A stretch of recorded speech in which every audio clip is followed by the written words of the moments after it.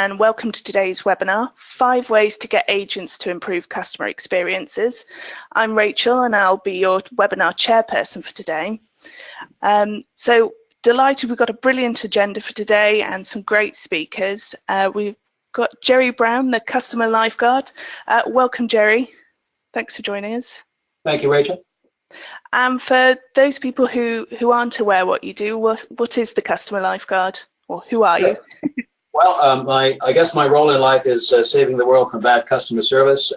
That's quite a task, but hopefully I'm up to it. I've spent a lot of time in the UK and Canada helping organizations improve customer service and delivering a great customer experience.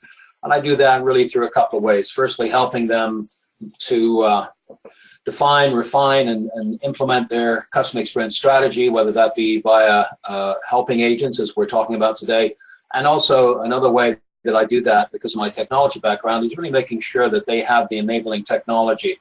As we've heard already, you can have the best people in the world, and many organizations have some really great people, but without the processes or the technology to make sure it all flies, it can be very hard. So bringing those things together is something I see as very important, and that's a lot of the work that I do is involved around that. Thank you very much. We look forward to your presentation in a bit. And delighted to be joined by Jessica Smith from In Contact and Ring Central. Jessica, welcome to first webinar with you. Thank you. Yes, delighted to be here. And for those people who aren't aware of kind of In Contact and Ring Central, could you give them a bit of background or anything? Yes, absolutely. So In Contact is a provider of cloud-based contact center solutions, and really what we are offering the market is truly one of the most complete solutions in the cloud for contact centers. In Ring Central, we have formed a partnership with this provider of unified communications tools in the cloud. And so it really makes for a very nice partnership because of the synergies that we both are understanding in the cloud, and ultimately for our end users to be able to have, you know, all of their business and collaboration tools in the cloud, as well as the contact center piece. And having that all from one provider, having one vendor relationship, sort of the one hand to shake, if you will. And Ring Central has really allowed us to start to tie some of the business back to the contact center, and vice versa. So that's our relationship. Thank you very much. So for anyone just joining, we do take a replay, and slides will be available from both of our speakers. So if you are wondering about that or want to share it with your team, it will be available later this afternoon on callcenterhelper.com/recorded webinars. So we are, as always, running our webinar alongside with our chat room, which is available on callcenterhelper.com/chat. Jerry and Jessica have got a lot of information to share, so if you did want to, the slides are available to download here, and the chat log will be available to download as well. The added bonus of being in the chat room is that you can share your top tips and questions, and as always we have a bottle of champagne. Oh, I wasn't quite prepared, so it is here. And we'll be sending that out, or a box of chocolates if that's better. Sadly, we can't keep chocolates in the office because they'll get eaten, so just the champagne. So we've been asking in the chat room what customer experiences do your advisors currently deliver, but I do want to ask, obviously our audience is the most important. We always like to know what topics you want to cover for 2018, so please share those as we carry on. And I want to start today's webinar with our first poll, and that's, over the past 2 years, how has your company's customer experience changed? Much better customer experience, somewhat better, about the same, somewhat worse, or much worse customer experience? So let me just launch this one for you. And Jerry, you know, what are your thoughts on what have you seen in the last 2 years? I think it depends on who you ask. I think I ask this question quite a lot in workshops that I do, but I ask it from the perspective of customers. So even if I've got a team in there, I really look at it from a customer perspective, because I think that organizations, I'm sure, are pretty honest about what they're doing, but the best people to ask this question to are customers, because they're the ones that really determine and define what customer experience is like. So I think if we've got some really good, honest people around, we'll probably hear that it's perhaps somewhat better or about the same. And I'll have a few words to say about that when I get started on my piece here. So I will share the results. I think you were looking at the screens. No. So 62% said somewhat better, 16% said much better customer experience, 14% about the same, 6% somewhat worse, and 2% much worse customer experience. Was that sort of what you were suggesting, Jerry? Yeah, absolutely. Fab. So I will hide those, and delighted to pass the baton over now to Jerry to run his presentation. Hopefully you should receive that now.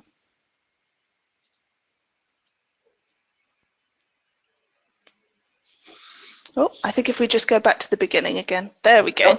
Okay. So thank you, Rachel, and thank you for the opportunity of doing this. As I mentioned earlier, the title, How to Get Agents to Improve Customer Experience, probably is a bit of a challenge, because I think we know that, that agents or advisors or whatever we call them can quite often create a poor experience, but getting them to do it on their own to improve it is perhaps a little challenging, even with the best one in the world. But I do think that there are ways that we can help them do that, and that's really what I want to talk about today.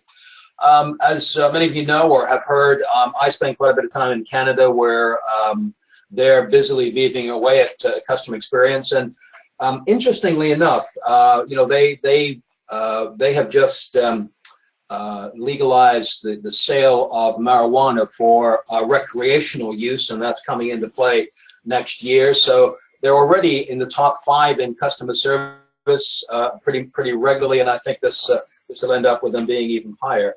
Anyway, a lot of the ideas I get are from some of the experiences I have in Canada. I just came back a couple of weeks ago, and I'll share some of those good stories with you as we go through.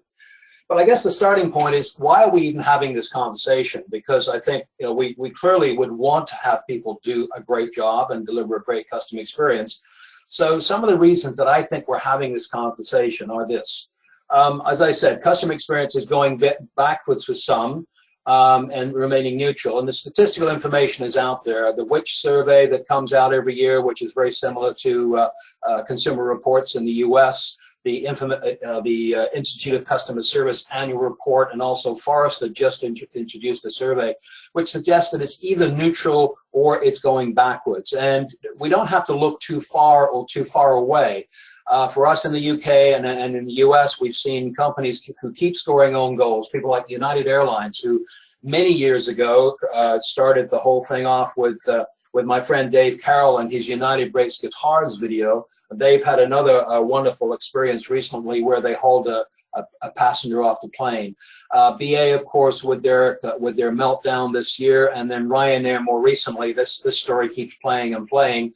And clearly, it would be very hard to be an advisor or an agent with any of these organizations and to be able to, you know, do a great job with what's going on around. So we're seeing a lot of times companies themselves not really helping things. We're also seeing attrition levels still high. Again, recent stats. This is from an Evaluagent survey, show that 25% attrition in UK contact centers compared with 15% in other industries. We're also seeing 37% of that occurring in the first 6 months, which means that the bloom comes off the rose pretty quickly for some of these people who realize perhaps that this is not the place they want to be. And some of that is due to things like lack of career pathways and more interesting and broad responsibilities. I think the people that are coming into the workforce now, you know, certainly want to be doing other things, and if they don't see them there, if they see that they're spending the rest of their life on the phone, I don't think that's necessarily what they want to do. We're also seeing engagement rates that are flat and a landscape that it's shifting. I think whether or not we believe that millennials and Generation X, Y, and Z are looking for a different experience, I think the reality is that employment is changing for a lot of people. The definition of an employee is being redefined, especially with artificial intelligence being more prominent. And, you know, we've got that happening. We've got chatbots called Gladys becoming more and more relevant, and consequently, what is the role for people within the contact center world or customer service generally? There's a decline in organizational trust and employee recognition, again from the same survey, where people are being asked, whether or not they believe the organization trusts them, and quite often, clearly they don't, because they don't give them the abilities and the capabilities and the empowerment to do things. And I think also there's a lack of opportunities for agents to input feedback and affect change. I saw this last week. I was very fortunate to be part of the judging crew for the European Customer Service Awards. We saw lots of really great companies demonstrating what they can do. So I do have hope for the future. And one of the critical things that I saw was where the organizations that are successful, where they had absolutely involved their advisors and agents in pointing out where changes need to be made and so on. And I'll talk about this in a little bit more detail in a minute. And then lastly, and with a particular relevance today, a lot of people are saying that technology is not keeping pace. From the same survey, 43% of the people surveyed said that they did not feel that their technology was fit for current needs, and 79%, which is really high, believe it won't serve their future needs. We hear a lot about digital transformation and how important this is, but many times the organization is really not in a place to deliver that, whatever that digital expectation is. They're not in a place to do that, and they have a lot of old legacy systems that don't really lend themselves to doing that. And so as a result, we see that more than 30% cite disconnected and complex agent desktops as a key obstacle. Clearly, if the advisors and agents can't get at the data quickly, they spend 25% of their time searching for relevant data across systems, and you hear them talking about their systems being slow or words to that effect, and this is the impact that it has. So there's quite a lot of reasons. I'm sure there are many more that we have this particular discussion. If we look at what customers want, Jessica touched on this a little bit. Customer expectations are changing dramatically and have been for quite some time. And I think when we think about what it is that customers want, I think at the top is immediate and personalized action. They don't want to wait in queues. They don't want to wait online, whatever interaction channel they choose, and they want it to be personalized. They want it to be their specific situation that is being addressed, and that's important for them. They certainly want a recognition of who they are, what their issues are, and how quickly and smoothly they'll be addressed. And by that I mean they want to have advisors that understand that this is an issue for them, that they can help them, and they put them in a good frame of mind by giving them the confidence that they're in the right place. We talked about this briefly at the beginning, consistency of contact regardless of channel. This isn't always easy. I realize you won't necessarily get the same experience across all of the channels. We hear so many people talking about omni-channel, how important it is to let customers have the channel of their choice. But in many cases, the organizations don't have that set up in the way that they want. They might get a great experience on a phone call, but then web chat might be a little bit different. They may find that the people don't actually have the ability to answer their question on web chat. And quite often I've found this where I've been on a web chat and been told I'll have to call the company to get a more definitive answer.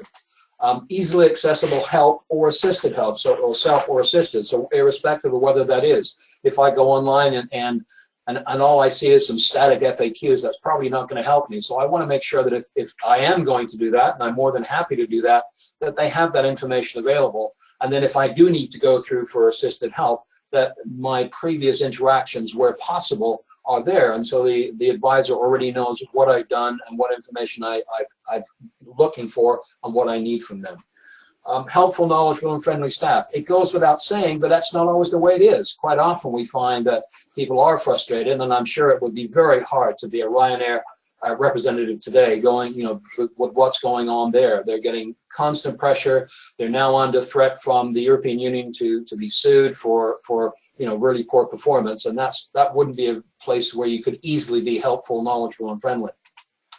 And customers want to be valued. They just don't want to be a financial result. So many organizations are happy if they've got a customer that's got a hot credit card and a warm heart. So that's their definition of a customer. People want more than that. They want to feel that you appreciate their business. And I think one of the things that comes up more often than not is people calling for refunds. So they want to make sure they either get a rapid replacement for faulty goods or services. They don't want to be told it's too late, or you should have called yesterday. It's 31 days and we only do this for 30 days.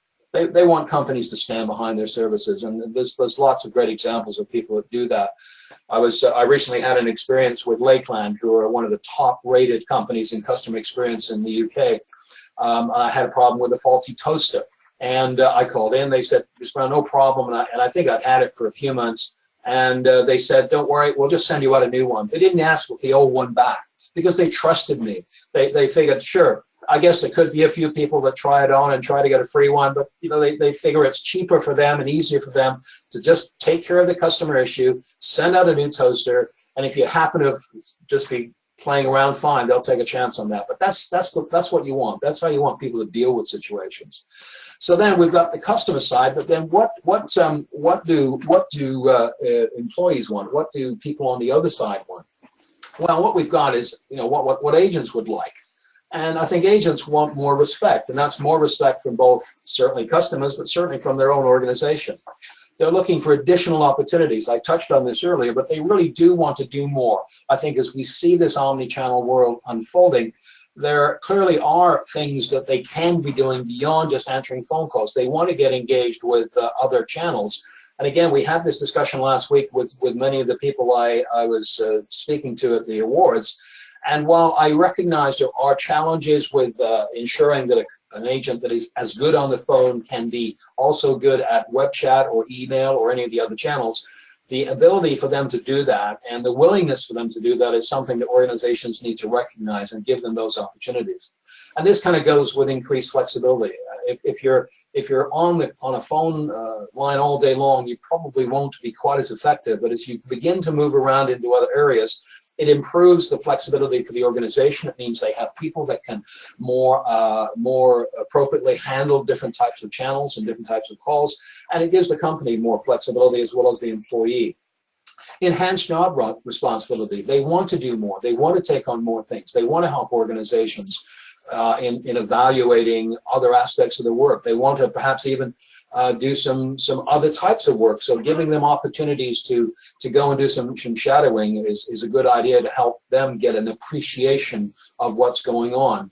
They want a recognition of extra effort. Many people do put in some pretty good shifts here, and if they're doing it, they want to be appreciated. And I'm not just talking about overtime payment, I'm talking about other things. Organizations quite often provide what I would call non-monetary awards to recognize their really top-performing employees. That might be a better parking spot. That might be something that is recognition among their peers. This means a lot to people, and they really want to get that if they can. And they want a fair and customer-driven assessment of their abilities. By that I mean not just having an advisor or, pardon me, a supervisor sit there with a checklist of things. They want the customer to be the ones talking about how good they are. And so this is why voice of the customer, if done well and proper, can be very, very effective in helping agents get what they want out of it. And they really want to feel valued and part of a bigger thing. That's not always easy, I know that, but I think if they get the picture about where the company's going, where the opportunities are, it'll make a real big difference on how they'll operate on a day-to-day basis. So we've got this kind of backdrop. So I guess the thing is I'm looking at three of the ways that we can help, three keys to success, if you will. And the first of those is what I call contribute and publish the daily fail. I'll talk about this in a moment when we go into this in a bit more detail. I want to see organizations ditch the scripts, have their people act naturally, be themselves. It really does make a difference because so many times people are reading scripts and they're reading things that are not natural for them to read. And it's not really what you want to hear either. So we can do that, that would be great. And lastly, enable and empower the organization. We talked a little bit about this off the top, making sure they have the appropriate technology. So let's talk about the daily fail. The daily fail is my idea about how we can help people identify challenges that companies are having. As I say here, fail fast, often, and with class. Many companies are talking about agile and the concept of fail fast, and quite often in an IT world, where they try something, they either determine quickly whether it works or not, and they move on if it's not, or move on with it if it is. And it's really how advisors can help make things better. So part one of this is really having them track and document issues that make life unnecessarily difficult for customers, that embarrasses them, and that they can't explain. It's when you have these dumb policies and procedures that really don't make any sense and are almost inexplicable. they got to be actively involved in developing a solution, because, oh, well and good to say, well, this doesn't make sense. So let's have them make their contribution to how we fix it, and also give them the opportunity to deliver the good news to the customer. They want to be able to track the results and reward the best worst failure, if that makes sense. You know what I'm saying here? You know, what's really causing problems out there that someone's identified that really makes a difference in a positive way. And then measure all input to evaluate the impact on customer experience and other key customer metrics. In other words, if we fix this, what has it actually done? Has it made it different? Has it made a difference, and is it better? And then joyfully share the news around the company. And an organization that's done this effectively, very, very well, is a company called HomeServe, based in the Midlands in the UK. A few years ago, HomeServe was fined £31 million by the FCA, the Financial Conduct Authority, for mis-selling, very much like the banks have done with PPI. They totally turned things around and have come really full circle to be a really admired organization, both externally and internally. And one of the ways they did this was a program called Customer First. And very briefly, it's a program very much like I've laid out here, and this is where I kind of got the idea from, where every day when their advisors or frontline people, could be people in contact centers or people out on the road, when they encounter a customer issue, they're encouraged to post that on a site where they all gather these up. The next day, first thing the next morning, they look over these, a cross-functional team reviews them, and as a result of that, they make some decisions as to how they're going to address these issues. Quite often it is addressing procedures that are silly. Sometimes it's just taking care of a vulnerable customer in a way that's much more empathetic and worthwhile. And again, they share this news around the company. So, you know, what you get is this week's biggest failure. And so there I am, and I don't know if I am, but, you know, this is what happens. And, you know, if you let people know what's happened and you're fixing things, it works amazingly well. Okay, the second one, ditch the scripts. Let people be themselves. Again, I've heard this from a lot of people where, you know, what we're looking to do is to bring some of this natural stuff in. You'd think that please and thank you would be a natural part of everyone's vocabulary, and it certainly is. But in many organizations where their advisors are told to put their emotions in a drawer marked not to be opened during business hours, really discourage people from being themselves and really offering this kind of thing. I'm not saying that you have to have anarchy, but certainly letting people do things in a way that brings their natural feelings out. And it'll bring out their reserves of empathy and understanding. It'll just let them be, you know, what customers are looking for. They'll get that honesty. Employees will be happier. They'll get greater success. They'll realize that they are making a difference. And they'll probably be less likely to leave and more inclined to establish a career for the longer term. And it brings authenticity. Authenticity is very important. We all know when, well, I think we do anyway, when people are not being straight with us or not speaking from the heart. And it helps them be more confident, and it establishes a strong emotional connection with customers. I mentioned my Canadian trip. I flew over on an organization called WestJet, which is an airline that's been around for a long time. And given that we started talking about some airlines, this is an example of an organization that really does know what they're doing and treats people very, very well. And one of the places you first see this is with the safety announcement. The safety announcement, as you know, is absolutely mandatory. And here's a place you'd think, well, they wouldn't have a chance to be themselves. Well, the WestJet crews all have different levels of comedic talent. And when they're reading out the safety announcement, they do some very, very innovative and interesting ways. And I absolutely know that people were listening and paying attention. So it's a great way to set the tone, get people relaxed, get them comfortable, and show people that they are being themselves. The third one is really talking about the fact that in many cases we leave our agents exposed, but we're not empowering them. So they're left to figure things out for themselves when things happen. And this is really not the way to treat people. So how do we enable and empower the organization? Well, in many cases, it is a technology solution. You have to implement technology that is accurate and consistent, regardless of where the interaction is handled. So whether that's an online, whether that's web chat, whether that's email, whether that's a contact center, we want to make sure that this all works well and that they've got the information. We talked about consistency earlier. This is where this can be done. We want to provide opportunities for advisors to handle different channels. So we talked about this earlier. So making sure that you have those capabilities in place and allowing them to give that a shot. Everyone won't be great at it day one, but if you give them the opportunity, I think you'll find they really do rise to the occasion. Where practical, ensure that advisors own the interactions, irrespective of where the issues lie. Again, I saw this a lot in the presentations last week, where many people were showing that once an issue had been raised, they really wanted the person that first got that to take responsibility, and it really made a difference for them and the customer. Ensure the advisors have sufficient financial discretion in handling sensitive customer issues. I won't go into this in a lot of detail because I know we're running short on time, but I had a great experience again with WestJet where this really came to the fore, and they were able to provide a solution for me to an issue that I had by being able to apply some really good common sense and financial, what I call financial discretion. In other words, they were able to provide a refund for something without having to go and ask anyone. They were able to do it off their own bat. They were clearly empowered to do that. And also develop KPIs that are customer, not company-centric. Therefore, you know what makes a difference to the customer, and it's not just company-based.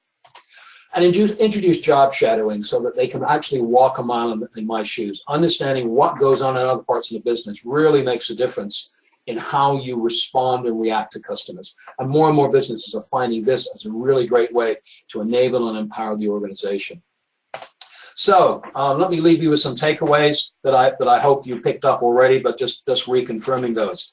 Get your frontline engaged early and often. By that I mean the things we've already talked about, with getting them to talk about some of the issues that people are having, have them document that, have them play a role in that.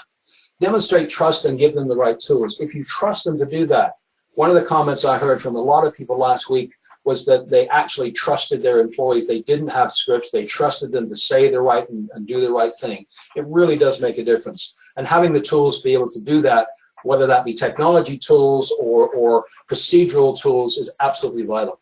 Ditch the scripts. Let them be themselves. We've talked about that at some length. And show them a future world that includes them. I realize everyone won't stay forever. I realize that everyone doesn't go into a contact center and go, wow, I'm going to be here for the rest of my life. But if you show them some opportunities, give them some chances, it'll make the world of difference for them, and they are likely to stay. Because connected colleagues really do mean contented customers. It doesn't always happen absolutely in every case, but I think we all agree that if we get this right, it'll make a difference. Because in the end, it's the principles that count. The principles that really you can build an organization on, that I've certainly spoken about in past webinars, and that I still believe very strongly in. Because what customers really want is a happy ending. They want to sail off into the sunset, knowing their issues are solved. We're in a really tough place in the world right now. There's a lot of not so great things happening. So anything that we can do to make that a little bit better, and I'm it sounds a bit serendipitous, I know, but it really can make a difference. Because don't forget, you really should be listening to your people. Thank you, and I hope that has been helpful. Thank you very much for that, Jerry. A lot of information there, so thank you very much. So I want to launch a poll now, so I will share that, which I think is very much on the back of what Jerry was saying, of what gets in the way of you delivering a good customer experience. Is it lack of resources, lack of budget, measurement gets in the way, agent engagement, broken processes? It is a multiple choice question, so you can vote on more than one. Jerry, what do you think gets in the way of people delivering good customer experience? Well, I think you'd probably argue that all of the above, but I think that the thing that probably more than anything, and I think people are realizing, is that it's getting too complex. So they figure that this whole customer experience thing, oh, it's too hard. We've got to do customer journey mapping. We've got to do the VOC stuff. We've got to do all of this, and they just put it in the too hard box. But I think certainly that lack of resources, and one will lead to the other. So clearly, a lack of resources and lack of budget can very much lead to agent engagement, as I mentioned. And if those processes are broken as well, then all of those things. So I would think we'll probably see a pretty good split across that, but certainly the top two have a big play. So I'll read them out. So 41% said lack of resources, 24% say lack of budget, 20% say measurement gets in the way, 59% agent engagement, and 57% broken processes. So Jessica, I don't know whether that's something that you would expect. Do you know what I have to say? I'm actually very pleased to see that folks have answered agent engagement getting in the way of this. And the reason I think that is because this means there's an awareness there. And I figured we'd see probably a broad spectrum of answers here, because I think it is going to vary very much over industry and different businesses. But the fact that people are paying attention to the role agents are playing in their customer experience strategy and how vital that role is, quite frankly, I'm surprised, but also pleased to see that is that high. Great. So we've had a lot of, while Jerry was speaking, a lot of people wanting to share their top tips and questions. So I'll quickly go through these. So Louise has said, we run several incentives to encourage good service, such as an individual team game and spot prizes.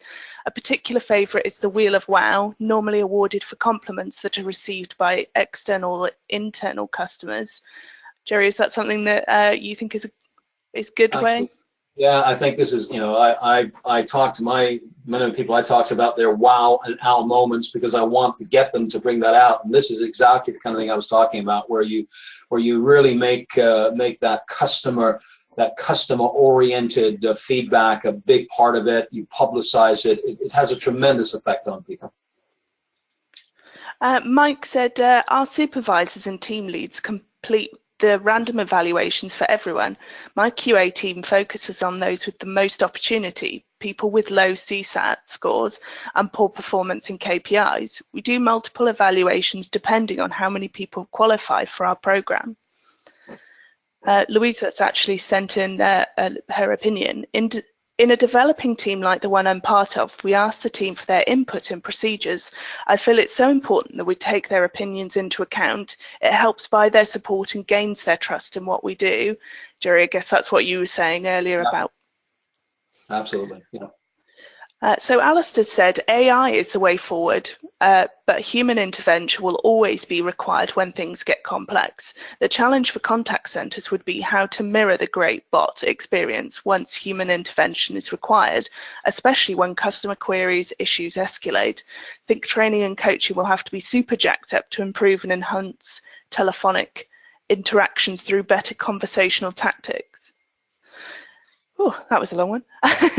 Mike said, we post positive customer comments on both our electronic communication boards and our internal intranet. It includes the agent's photo as well. Jessica, I know that you're going to talk about gamification and things like that in a bit. Do you think that one's a great one as well? Yes, I'm pleased to see people are talking about gamification components. This is great. And Stephanie said, we use our best advisors to support new advisors in the classroom, sat in listening to their calls and mentoring.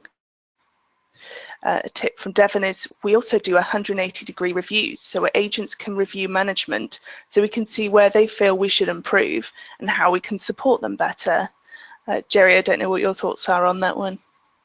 I think it's all very much part of this honest and candid look that I'm suggesting. We either by virtue of the daily fail, because I think until and unless people are going to be open and honest about some of the issues, and quite often that has to be reflective of management as well. And as long as it's done in a way that is courteous, professional, and polite, why not? Why shouldn't you be in a position to make some comments on what's going on? Otherwise, it just festers, and you eventually get more attrition, and people just can't be bothered.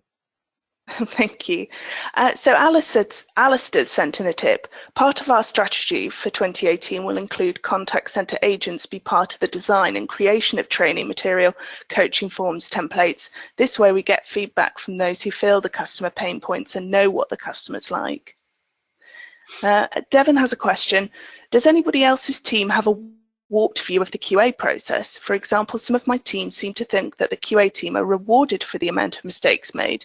We've tried to explain to them that this is not the case and that they're not looking for mistakes, just reviewing the contact and trying to help the department improve. Jerry, Jessica, I don't know if either of you have any thoughts on a suggestion for that.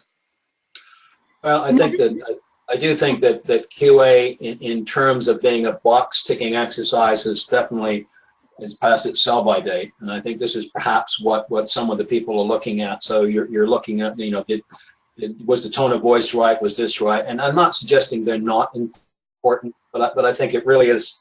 We're looking for what I talked about earlier. We're looking for emotional connection. Was there empathy? And you tell that not by ticking a box. You tell that in a different way. And I think this is what my take is, that this is being looked at in this way. So, you know, not looking for mistakes. And clearly, you can guide people and help people in how they speak to people and how they develop that emotional connection. But I think that's what people are looking at from the QA perspective. Let's start measuring the things that really matter and how we can make a difference. Jessica, you going to say something? Yes, as well? I would also just add that, you know, I think kind of the traditional QA approach, where you have, you know, a very basic quality assurance evaluation form with just a couple of, you know, validation points as far as, you know, how the call or interaction went, that needs to start to evolve. And it needs to evolve in the sense that you are working with the agents to make them feel a little bit more part of the process, feel a little bit more supported. Because I think oftentimes folks that are on a quality assurance team are just kind of going call after call, and they are just kind of checking boxes. And so not only do you need to work on engaging that team as far as what is the end goal in analyzing some of this data, but also making sure that the agents understand what this whole quality assurance process is. I think even beyond that, once we can actually even understand maybe more from a QA team, from some of the agents, from some previous customer data, what do these evaluation forms need to look like, as opposed to just, you know, what was the customer's tone here, or was the agent on script, things of that nature. That will start to really change how an agent, I really feel like, looks at the whole quality assurance process. And I'll talk a little bit more about this with some of the technology.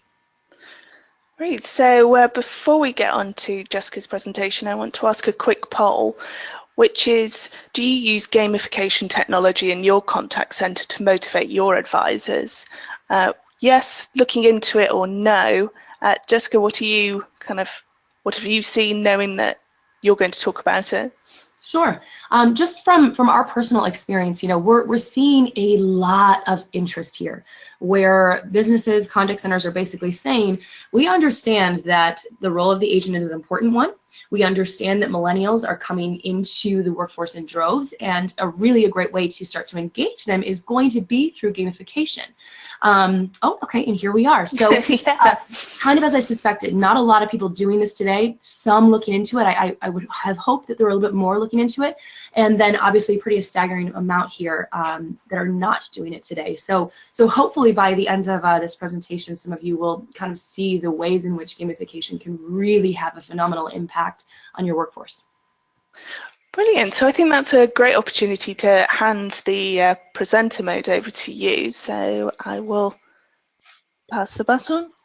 Wonderful. And Rachel, if you could just confirm when my screen is fully up and everyone can see this. Perfect. Yes. Okay. Good to go. Wonderful. Well, first of all, I would like to just thank Jerry. I think there was some incredible insight there, really key takeaways. I personally feel as though agents really would resonate with the whole, I feel exposed, but I'm not empowered, which is absolutely problematic to retention. Certainly agents feeling valued, among other things. And so I think that it's going to be important to pay attention to kind of the role of gamification here and some of the tools we are proposing. So what I'd like to do now is actually talk about some of the specific technologies that are playing a role in improving the agent experience while ultimately having a positive impact on the customer experience. But before I do that, I do want to kind of set the stage. Now what's happening is we are seeing sort of a workforce awakening, if you will, as we are entering the age of the agent, in which businesses are understanding this pivotal role that agents are playing in the customer experience cycle, and how their engagement can really yield great results for the business fiscally. So if you actually look here, you know, the current levels of, I apologize about that.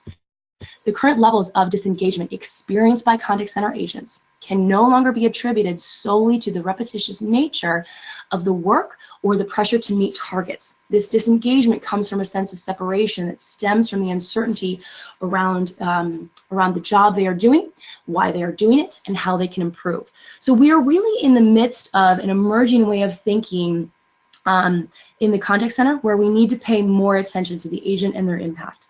We're starting to understand that agents today will care more about how their job makes them feel as opposed to just financial incentives. So truly, we all want to have purpose and motivation or even drive as we contribute to the goals of an organization. This stands for just about anyone, right? And agents, more often than not, feel this sense of disconnection from their work. Jerry touched on some of this. And oftentimes, this in turn prevents them from really being engaged in the day-to-day and then certainly with the customer. So without connecting the agent to their purpose, that sense of separation is going to occur. And that's naturally where your agents will kind of feel a need to not really be invested in their work at the end of the day. And just to kind of show you at least some of the financial impact here, it's really no secret that agents are rather unhappy and disengaged oftentimes in this role. And it can really be a pretty taxing one. I'm sure many of you have probably heard this from your agents, or you have the attrition rates to support this. And up until recently, I would say that businesses weren't focused on how to improve the nature of this role necessarily. But if we take a look at the cost or the financial impact of unhappiness or disengagement, it really should force us to take a closer look, right? So if you actually see here, the cost of unhappy staff turnover amounts to about £50,000 per year. Staff absenteeism costing roughly over £60,000 in a year. And then over here, you've got staff productivity and efficiency are both well over £100,000 per year. So basically, we can take a look at some of these figures here and come to this conclusion that unhappiness and disengagement are absolutely going to lead to excess costs. So in addition to the agent experience having an impact on customer experience, we're also seeing a major financial impact, which should be a reason to justify why it is important to take a look at some of these tools or ways in which we need to start supporting the agent, certainly from a financial standpoint. Okay, so let's talk about a solution. We're going to talk about two here. We're offering two key solutions to success, plus one bonus item because we couldn't really help ourselves. So we have adaptive WFO to cultivate really a greater sense of purpose. I can't stress enough how important it is to start making your agents feel connected to their role and feeling a purpose within the organization. And then we're introducing gamification to really further engage and to excite your employees throughout the day. And then finally, bringing it all together by unifying these tools. And tools, certainly that we are proposing here, but tools also being the multiple channels within the contact center, different reporting, and unifying that all onto one agent desktop or console, which is really going to empower the agent to effectively do their job, minimize frustrations, and ultimately have a much easier experience for the customer, ultimately leaving that customer a little bit more satisfied. Okay. So adaptive WFO, this first key that we are proposing here, is all about connecting your agents, okay? Connecting with your agents as individuals to ensure they're fully engaged and motivated. And with more motivated agents, improved customer service is going to follow. So I'd like to now touch on a few key ways where WFO is going to really aid in the personalization of each agent's experience and ultimately helping them to see a little bit more of their purpose within the organization, feeling connected to the day-to-day, okay? So taking some of the fundamental aspects of the day-to-day and really elevating them to give kind of a stronger foundation in their role. So we can really start to fine-tune agent availability rules based on the needs of the business, certainly, but then also on the desires of the agents, right? You're trying to make them feel more connected to the day-to-day. And that's really through the robustness of workforce management. So to touch on some of these aspects, you've got scheduling tools that's going to allow an agent to manage their preferred work hours, in addition to making temporary adjustments for perhaps managing appointments, different events that they're going to need to work around. And this scheduling or vacation bidding, shift bidding, shift swapping, those particular features allow agents to rank their preferences and indicate shifts to possibly be avoided, shifts that are preferred. These tools are really providing convenient online access. So this is all done in an automated fashion. This isn't someone, opening up a booklet and saying, this is the shift that I prefer. So they're doing this all online, okay? And through these requests, they can be auto-approved. Okay, so you can set up rules within the system that for things like doctor's appointments or teachers' conferences or emergency hours, that an agent would have that auto-approved. And ultimately, you're making life a little bit easier for the agent. You're giving them a little bit more control and saying, you know what, we trust you to kind of create the shift or the schedule that works best for you. And we are going to make this very possible for you to feel connected to this process. Okay. We also have agent self-evaluation within quality management. And this is enabling the agent to critique themselves and personally identify their improvement opportunities. So that question that we had earlier around quality assurance, I think it's very, very important within a quality program to have a self-evaluation form. Okay, so when you have a traditional QA analyst fill out a form, and then you also have an agent fill out a similar form, see how those compare. Sit down with your agents and talk them through, where do you think you might need to be coached? How do you see some difference in how this quality assurance specialist actually filled out this form versus where you're seeing yourself? We're also, through quality management, offering some automated feedback process, which enables your agents to review some of this feedback actually through a dedicated inbox.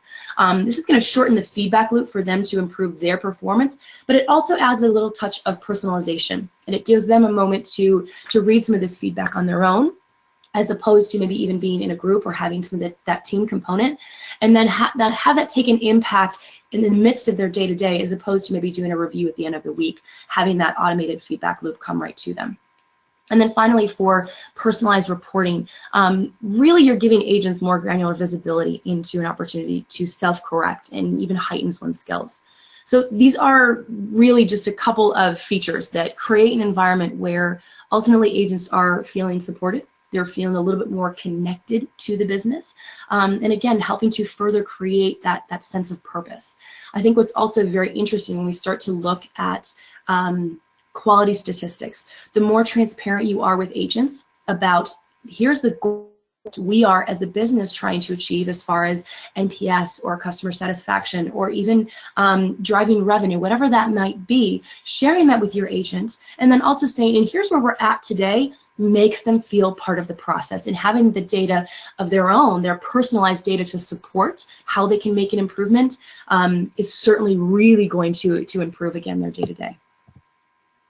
So I do want to kind of quickly summarize WFO, because I'd like to have some clarity about the solution that we're proposing here. Because really, WFO, Workforce Optimization, is a suite of tools. This is really the umbrella term for the different products and functionality that fall within the term adaptive WFO. And these modules are working collectively to significantly improve the agent experience. And the modules here that we're talking about, or some of the features and functionality that we're talking about, is quality management. Okay, so building a foundation, a quality program, that evaluation.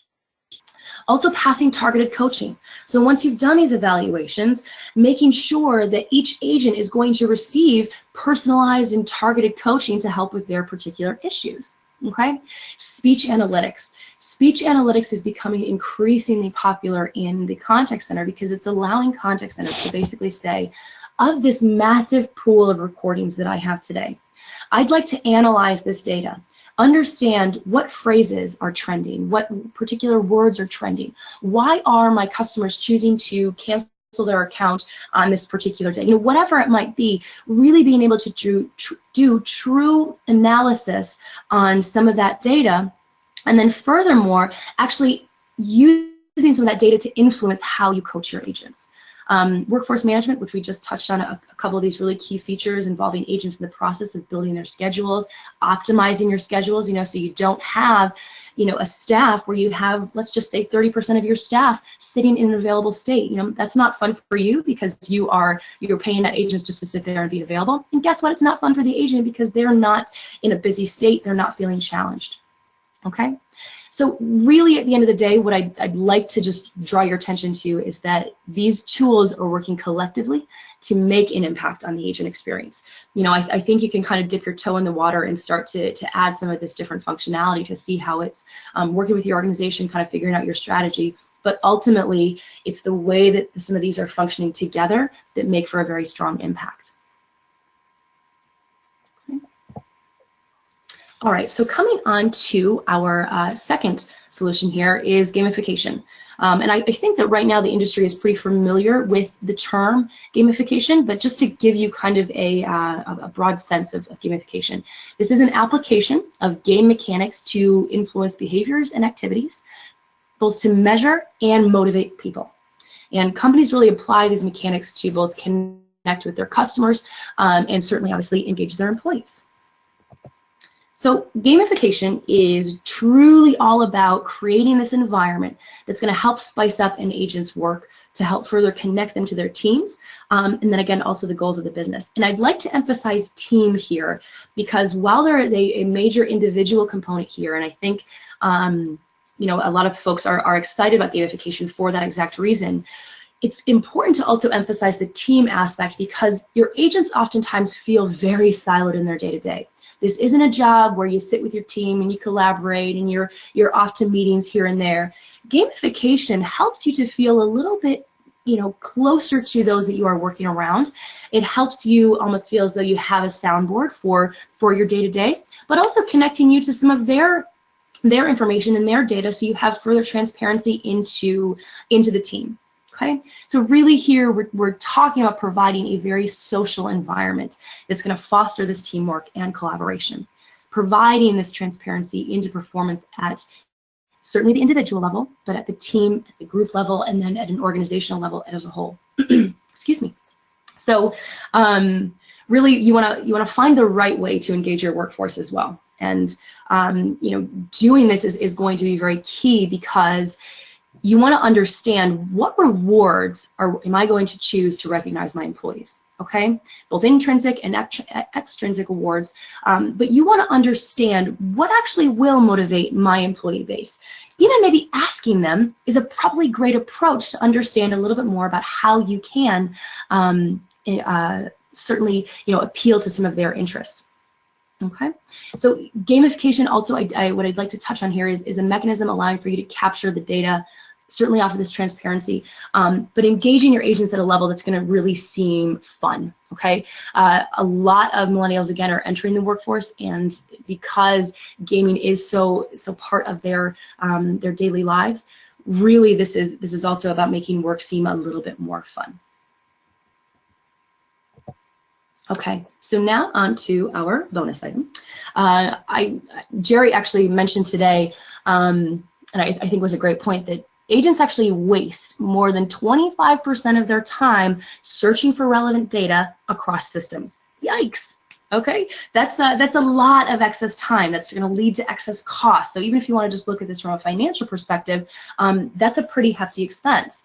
So the concept of a unified desktop is an application that consolidates multiple media types and key functionality the agent interacts with in order to simplify complexities, improve the customer experience, and positively influence the agent's day-to-day.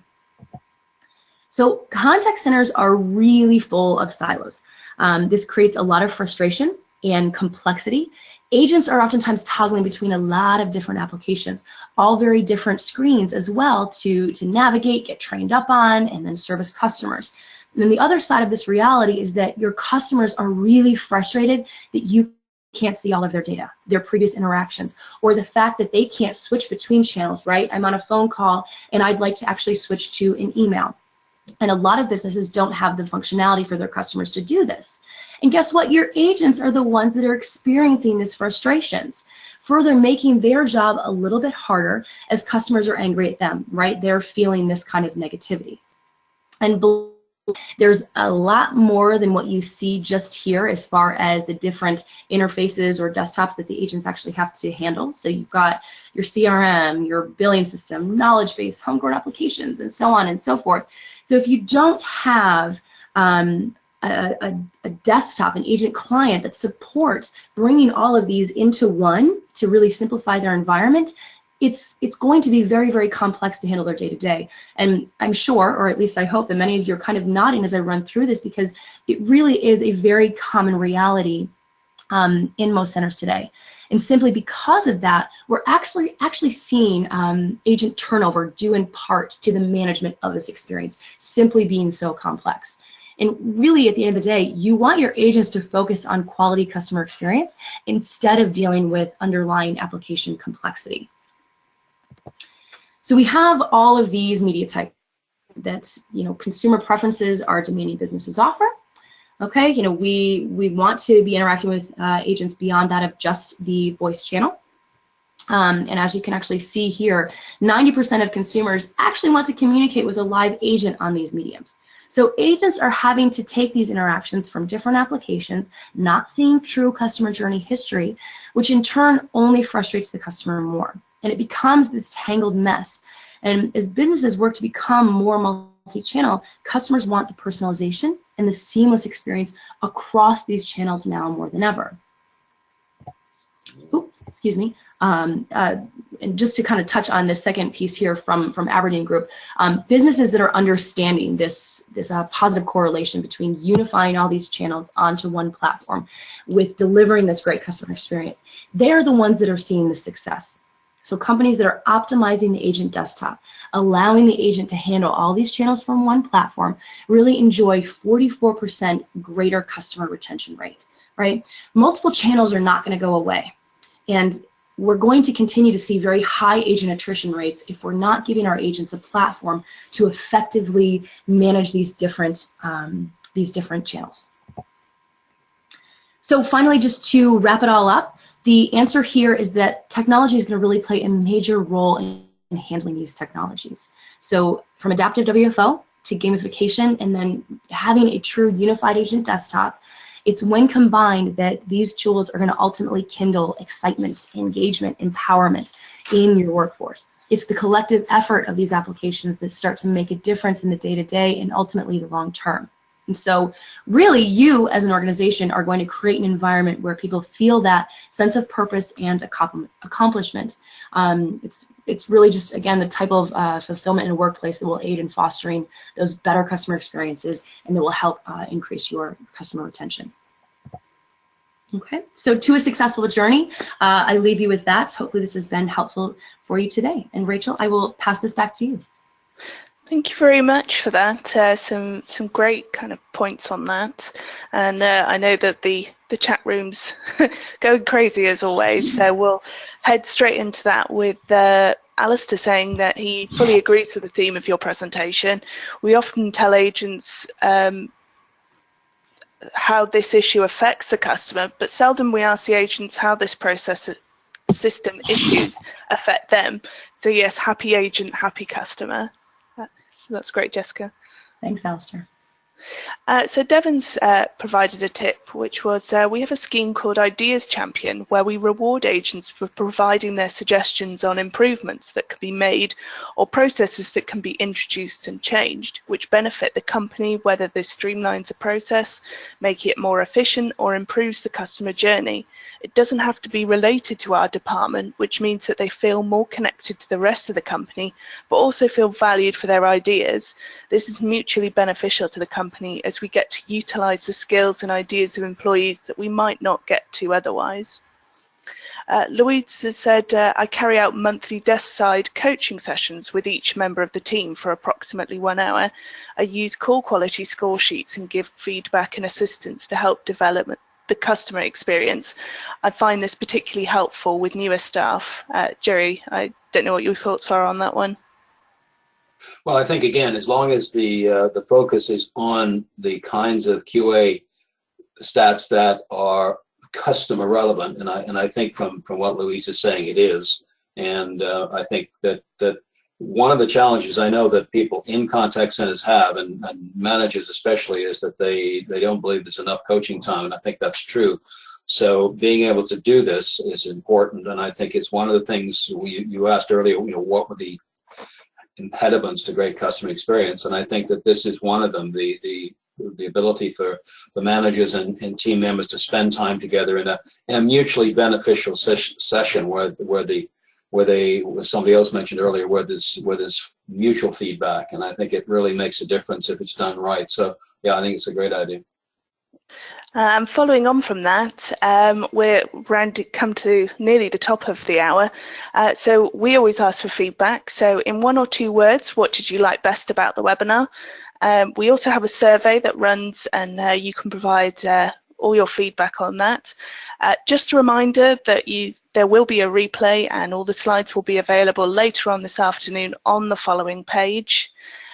To announce the winning tip today, who we'll get in contact with but will win this bottle of champagne, is John, who said we have a thank you board where we put customer comments on heart-shaped post-its. It does make a difference what shape on a board, and review them monthly. So thank you, John. We'll be in touch afterwards. Just a reminder that we're taking a break next week, but we'll be back on the 12th of October with Contact Center Metrics. And it just leaves me time to say thank you to both of our speakers. Thank you very much, Jerry Brown, the customer lifeguard. Thank you. Yeah. And Jessica Smith, thank you very much for joining us today. Thanks for having me. And thank you to all our audience. Thank you for being part of today's webinar. Goodbye.